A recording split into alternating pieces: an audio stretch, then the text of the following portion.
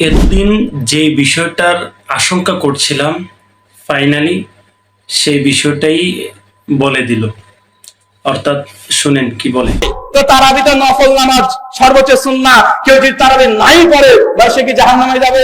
কখনো না। না পড়লে কোনো গুনাহ হবে না। প্রিয় দর্শক, আপনারা কি মনে করেন? তারাবি নামাজ না পড়লে কোনো গুনাহ হবে না, ছেড়ে দিলে কোনো গুনাহ হবে না?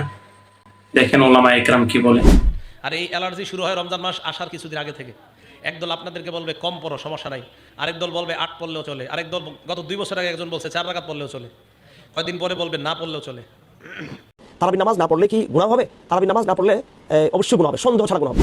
তারাবির নামাজ ছেড়ে দিলে গুনাহ হবে কেন?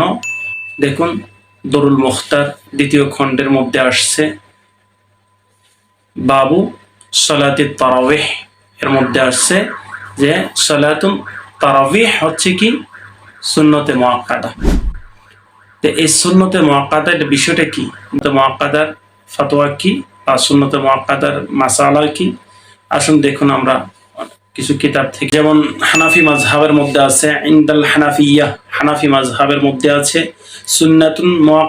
সুন্নাতুল মুআক্কাদা মা ওয়াজাবা আলাইহা রাসূলুল্লাহ সাল্লাল্লাহু আলাইহি সাল্লাম ওয়াল খুলাফাউর রাশিদুন মিন বা'দি ওয়া তারকুহা ইউজিবুল ইসাআহ।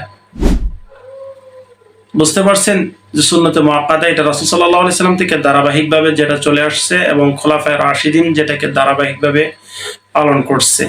এখন বলবেন যে আল্লাহ রাসূল সাল্লাল্লাহু আলাইহি সাল্লাম তারাবির নামাজ তো কয়েকদিন পড়ছেন। হ্যাঁ, কয়েকদিন পড়ার কারণে এটা আপনি আমার জন্য সুন্নত হয়ে গেছে। এবং খোলাফায়ে রাশিদিন যাদের ব্যাপারে আল্লাহ রাসূল সাল্লাল্লাহু আলাইহি সাল্লাম বলেছেন, আলাইকুম বিসুন্নতি ওয়া সুন্নাতিল খোলাফায়ে রাশিদিন আল মাহদিয়্যিন, আমার সুন্নত এবং আমার খোলাফায়ে রাশিদিনের হেদায়েতপ্রাপ্ত খোলাফায়ে রাশিদিনের সুন্নতকে তোমরা আঁকড়ে ধরো। তোমাদের জন্য কর্তব্য হচ্ছে এই সুন্নতগুলো আঁকড়ে ধরা।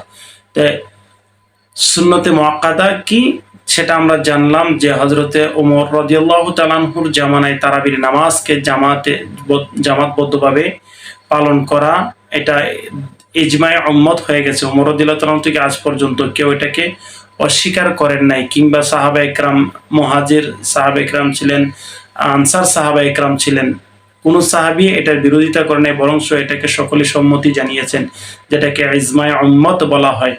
ইজমায়ে সাহাবাইর মাধ্যমে এটা এর বিধান প্রচলন হয়েছে। অতএব এটা সুন্নতে মুআক্কাদা। এটা যদি আমরা পালন না করি তাহলে এটা আমাদেরকে অন্যায়ের দিকে, ক্ষতির দিকে ধাবিত করে।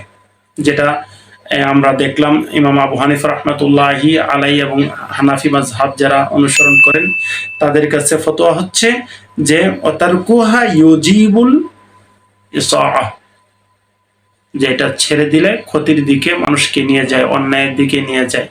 কেন? কারণ হচ্ছে ওয়াহিয়া নাওআন, সুন্নত মূলত 2 প্রকার। সুন্নত হচ্ছে 2 প্রকার। একটা হচ্ছে সুন্নাতু হাদি মিসলুল আযান ওয়াল ইকামা ওয়াস সালাতুত তারাবিহ, আযান দেওয়া, ইকামত দেওয়া, জামাতের জন্য আযান দেওয়া এটা সুন্নতে মুআক্কাদা, কেউ কেউ ওয়াজিব বলেছেন, এবং ইকামত দেওয়া এটা সুন্নতে মুআক্কাদা, এবং সালাতুত তারাবিহ, তারাবির নামাজটা হানাফি মাযহাবের মতে এটা সুন্নতে মুআক্কাদা। এটা তরক করলে বিনা কারণে, কোনো কারণ ছাড়া, কারণ কেউ যদি সফর অবস্থায় থাকে, কেউ অসুস্থ থাকে, বা শরীয়তের এমন কোনো উজরের কারণে যদি সে কি করে তারাবি নামাজ ছেড়ে দেয় তাহলে সে এটা হয়তো মাপ পাবে। কিন্তু আপনার কোনো কারণ ছাড়া, বিনা কারণে, অলসতার কারণে, অবহেলা করে, ইচ্ছায় যদি কেউ তারাবি নামাজ ছেড়ে দেয় অবশ্যই সে গুনাহগার হবে। বুঝতে পারছেন?